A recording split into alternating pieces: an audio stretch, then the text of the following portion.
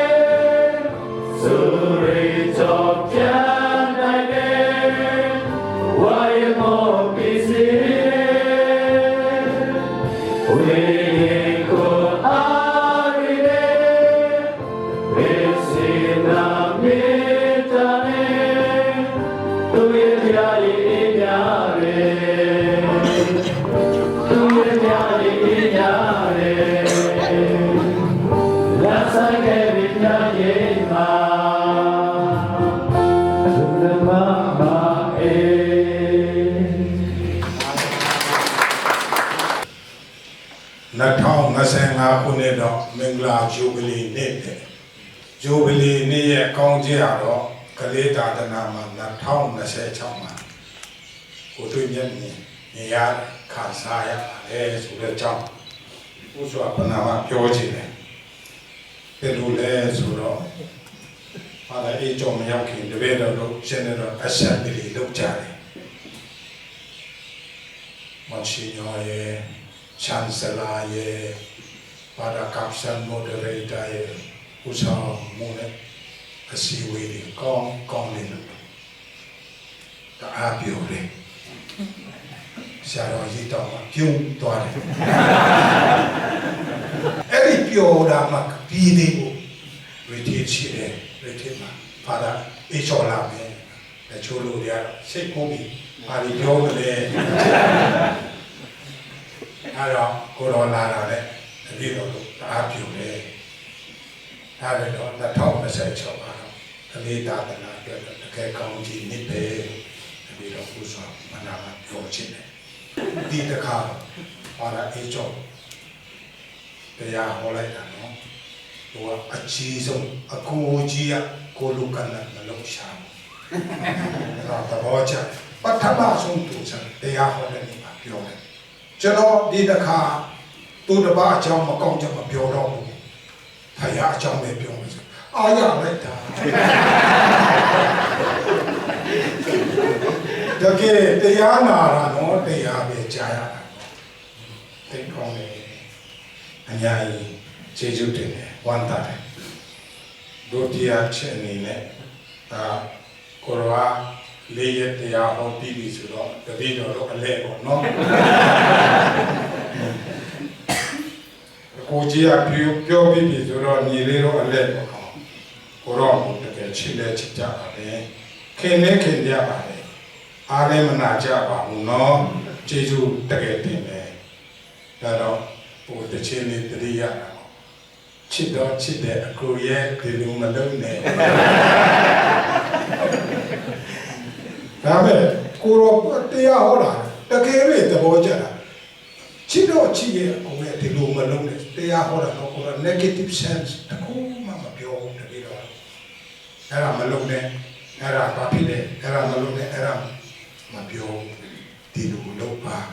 ဒီလိုလုပ်ရင်ကောင်းတယ်ဒီလိုလုပ်ရင်မှန်တယ်ဒီလိုလုပ်ရင်ဖျားချက်တယ်အဲ့ဒါဟိုတေချာကိုရှင်းပြတာဒါပေတော့အားရခေါ်အားတကယ်ရပါဒီလိုတရားမျိုးကိုကြားချင်နေတာဒီအသက်ကြီးမှကြားရတာဟောလာရဲ့တရားတော့အကြည့်အကျယ်ပဲကောင်းစီတယ်နော် salvation အနေစားတာ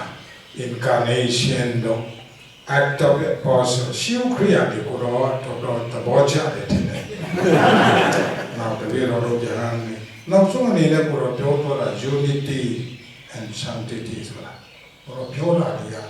တပည့်တော်တပါးလည်းမကောက်အောင်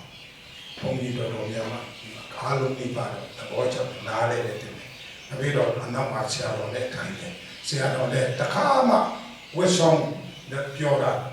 တခါမှဒီလိုမတွေ့ဘူး။ Father Augustine တင်ထွန်းလာတော့မှလည်းဆရာတော်တအားပြောတယ်။အခုတော့နပါလာ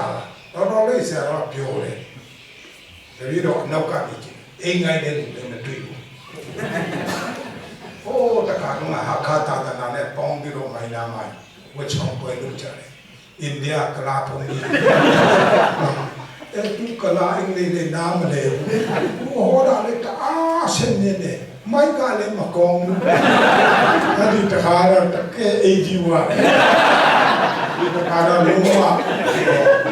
တရားဟောတဲ့ချိန်မှာအေးတယ်ငိုင်းတယ်မရှိတော့ဘီရှော့ဆွေသူဘော်တယ်ရေဘူးစောင်းနေတာလေတကယ်ဟိုပြောလိုက်တဲ့ချိန်ကျတော့ကိုတော်ကဟဲ့တဲ့ဟာနဲ့မပြောဘဲနဲ့တကယ်ဘဝလက်တွေ့ကြဟိုတွေ့ပြီးပြောတဲ့ချိန်ကျတော့တပည့်တော်တို့အနေနဲ့အကိုကြီးရဲ့ပေးတဲ့လက်ဆောင်ဝိညာဉ်ကြီးဟောအားရတကယ်ရပါတယ်ဆိုတဲ့အကြောင်းမငီးမငွေပဲနဲ့ငိုက်မနာပဲနဲ့သိကြတယ်အဖိုးတော်လည်း ရာကြောင့်မှာဟောရမကဘူးတမင်စကားမှာတာဟောဒီချင်းရတာခရီးပြအောင်ပါဘုရာ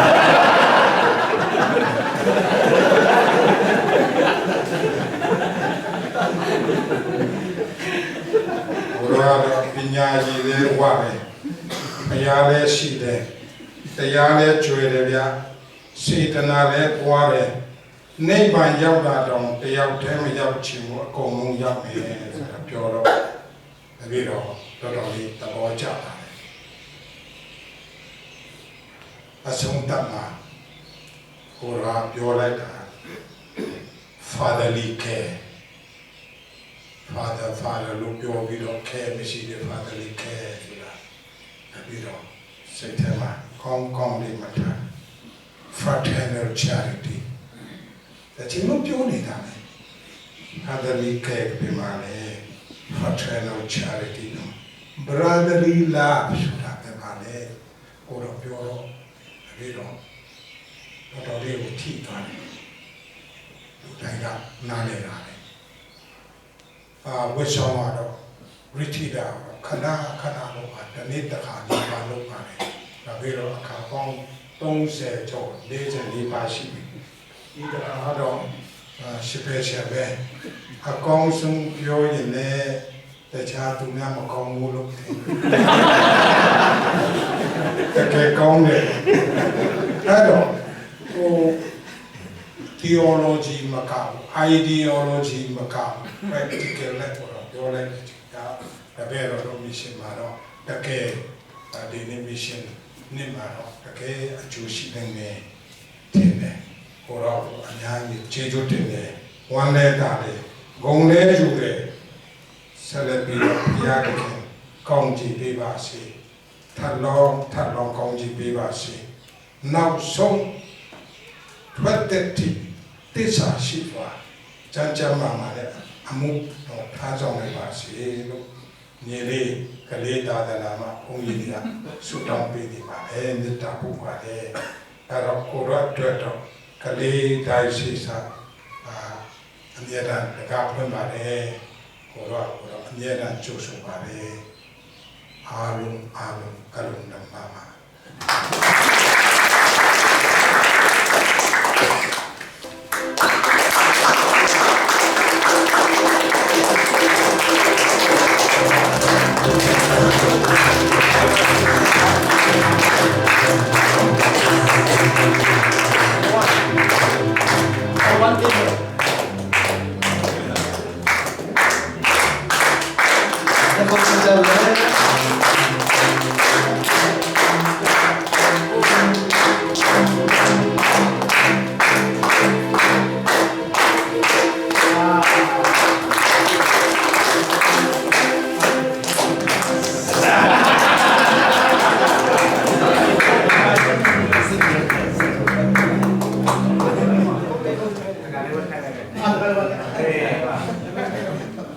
အခုစစ်စင်ဟာရကျွန်တော် Richard Preacher Father John နာမည်ရင်းတော့မခေါ်ရပါဘူးဒီလိုလုပ်ပါဒါကြောင့် Preacher Father John ကနေပြီးတော့ပြောချင်တာများရှိသေးရင်ရှိပါပါတော့ချိန်ပေးပါလေတပည့်တော်ထိုင်ပါမနော်ကျွန်တော်အကြိမ်ပတ်တတ်နေရတယ်လို့တပည့်တော်မနေ့က retire လုပ်တဲ့ခါကျတော့ငါဘယ်မှမလုပ်တော့ဘူးလို့ဒီပြင်စာမှာဘိုးလူငယ်စင်တော့လည်းခြံလေးဝယ်ထားပြီးတော့အေးကြီးဆောက်ပြီးတော့အေးကြီးနေမယ်ဆူတောင်းမယ်ပြောလို့ရှိရဲ့ the last wine best serve ဆိုတော့ငါဒီချိန်မှာအမှဒီတဲ့ကိုသာနာတဲ့ကိုဆူတောင်းဘယ်မှလည်းမသွားဘူးအေးကြီးနေမယ်ဆိုခြံထဲမှာဒီတော့ဆူတဲ့တောင်းပြတယ်အများကြီးဆူတောင်းပြတယ်နော်ဒါပေမဲ့လို့အများအားစိတ်သမတ်မှာနေခဲ့တဲ့အချိန်ကိုအရန်တည်းရဘာလို့လဲတပည့်တော်ရဲ့ရဟန်းဘုရား43နှစ်မှာအဲ့ဒီ17နှစ်ကအပျော်ဆုံးပဲနော်အပျော်ဆုံးပဲနော်တကယ်ကိုဒီဟာပြန်မရနိုင်တော့အပျော်ဆုံးချိန်ပေါ့နော်တခါလည်းစဉ်းစားတယ်အော်အဲ့တော့ငါမွေးနေ့ပွဲနေ့တွေမှာသူတို့နှုတ်ဆက်တဲ့အခါလေးပြန်တည်းရအဲ့ဒီချင်းလေးကွာစာသားလေးကြားတယ်ငါရှာတယ်မသိဘူးဘာလဲဒါမှမသိဘူးခါကျတန်းတမ်းမိရဲ့အဲ့တော့ဒီတဲ့ဘာသာအနိုးကဖုန်းဆက်တယ်ပေါ့နော်တပည့်တော်တယ်လီဖုန်းကမမိဘူးညောင်ပြတာ message ပဲရအဲ့ဒီဟာဖြစ်တာဖုန်းတော့မမိဘူးပေါ့နော်အဲ့တော့ကလေးသာနာကဒီလိုဥလို့ဆောက်တော့သူများတွေခဏခဏလာပြီးတော့ကမ်းလှမ်းကြတယ်အာ ကျွန်တော်နေမကောင်းဘူးကျမကြီးမကောင်းဘူးမထားနိုင်ဘူးလာမချောင်းနိုင်ဘူးတော့ဘိုင်ဘယ်ကလည်းမပြီးသေးဘူးဆိုညင်းခဲ့တာပေါ့နော်ကလေးရဆိုတော့အေးရက်ခနဲ့ဘာမှစစ်ချင်းမလိုက်တာဘူးနော်အဲ့ဒါကြီးကဟို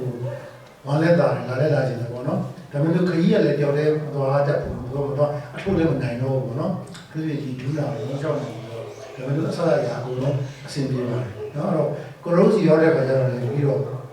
ပြောပါတယ်နော်မလေးသာနာကိုပြန်ရောက်တာပါပဲနော်ကျွန်တော်တို့ audition ခံတော့မလေးသာနာအဲ့ဒီမလေးသာနာယူပြန်ရောက်လာတော့ဒီမှာလာတဲ့ခါတိုင်းခိုင်းပြောပါတယ်ဒီတစ်ခေါက်ပြန်ပြီးတော့ I feel at home နော်ဟိုဘုန်းကြီးတွေလည်းအကုန်လုံးတပည့်တော်တီးတဲ့ဘုန်းကြီးတွေရှိမတီးတဲ့ငယ်တွေလည်းအကုန်လုံးကပေါ်ပေါ်ကြီးခင်ခင်ဝင်နေကျိုးစရာအတွက်အများနဲ့ကျေးဇူးတင်တယ်ဟောတာလည်းဖြစ်မှမလားမသိဘူးလို့တော့ဆိုပြီးတော့ဒါ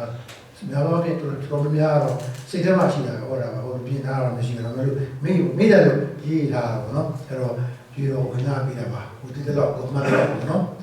ဒီလေကိုရိုနာနောက်ပြီးရတဲ့ကျေးဇူးများကြီးတင်ပါတယ်နော်အဲ့တော့ဟိုအောက်မှာပြောပြတာတော့ဒီဘုန်းကြီးတွေတည်တယ်တပည့်တော်စိတ်ထဲမှာအမြဲတမ်းရှိတာတကူက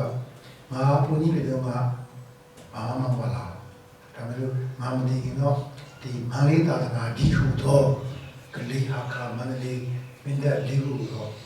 ပိုင်ဆိုင်မှုဝင်ငါပြီးရမယ်လို့စိတ်ထဲမှာဆုံးဖြတ်ထားပါတယ်အဲ့ဒါကိုတို့ဒီအောင်ပြပြနော်မတရားလည်းဖြစ်တယ်ပေါ့ဘာလို့လဲဒါဒီလိုပတ်စံမဟုတ်ဘူးဆိုတော့ပြီးတော့ဘုန်းကြီးပြလို့ကြာဘုန်းကြီးမဟုတ်ဘူးသူကပြအေးကျော်ဆိုသူကပြမှာမဟုတ်ဖာအေးကျော်ကိုပြတာဟုတ်တယ်ဗျာအဲ့တော့အဲ့ဒါပါပဲအဲ့ဒါလေးဒီမန္တလေးသာသနာဆိုတာပြီးတော့ဘုန်းကြီးပြတဲ့နေ့ကဘုန်းကြီးက26ပါးပဲရှိတယ်နော်ဒါပေမဲ့ I was number 26နော်ခရီးကားခင်ကျေးဇူးနဲ့ဒါသာသနာလေးခုတော့ရင်200တော့မကတော့တယ်နော်အဲ့ဒါများကျေးဇူးပါအဲ့ဒါလေးကိုဘယ်လိုပြောလဲအဲ့တော့ပြောချင်တာကအငယ်တွေကတော့ပြီးမှာအဲ့ဒါအငယ်တွေကပြီးမှာအကြီးတွေကိုဘာပြောချင်တာလဲမတည်ကြပါနဲ့ဟုတ်အဲ့ဒါဟိုဘာလို့မောင်ဆန်းတို့ပြောတာဘယ်လိုကျမ်းမာရေးပြဆိုင်ကြဘာလို့မောင်ဆန်းနဲ့ဘာသာရှိပြောတာကိုလိုတို့မတည်ကြပါနဲ့ဟုတ်ကိုလိုတို့ဆန္ဒမူနာကောင်းနေဆိုတော့ပြီးတော့ကြည့်ပြီးတော့အာယူရတာမဟုတ်တော့ပါအဲ့တော့ကိုလိုအကြည့်တယ်နော်ကျမ်းမာရေးပြဆိုင်ပါအကြည့်ဟိုပါငယ်တဲ့လူတွေလည်းကျမ်းမာရေးမကောင်းတဲ့လူတွေကျမ်းမာရေးပြဆိုင်ကြပါအောင်လို့ခိတ်ကောင်းချိန်ကောင်းတွေရောက်လာလို့ရှိကြတယ်ဒီကခဏခဏပြောလို့ရအောင်နောက်ကျရင်ကလေးမိုးနဲ့မောင်လေးနဲ့ဟလာညနေလာလည်းအပြပြလိုက်ဆိုတော့ဖြစ်ဖြစ်လာဟုတ်လားနော်ဒီညနေလာပြီးတော့ကလေးကဒေနာစားတော့လည်းပြမလေးတော်ကွာဆိုအဲ့လိုဖြစ်ရောက်ရတဲ့အခါကျလို့ရှိရင်ပြိုပပမကြခဏပျော်ကြတာဟောနော်ကျမ်းမာရေးပြုဆိုင်ပြီးတော့မတည်ကြပါနဲ့ဟိုကျေးဇူးပါ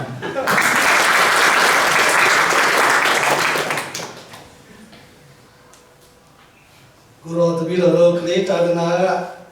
ဘုန်းတော်ကြီးတွေပဲဖြစ်ဖြစ်ကလေးတာဒနာကိုချစ်တဲ့အကြောင်းမေတ္တာထားတဲ့အကြောင်းလေးကြားရတော့တပည့်တော်တို့ဘက်ကနေလည်းကိုရောကိုချစ်ပါတယ်အမြဲတမ်းတတိယပါတယ်ကိုရော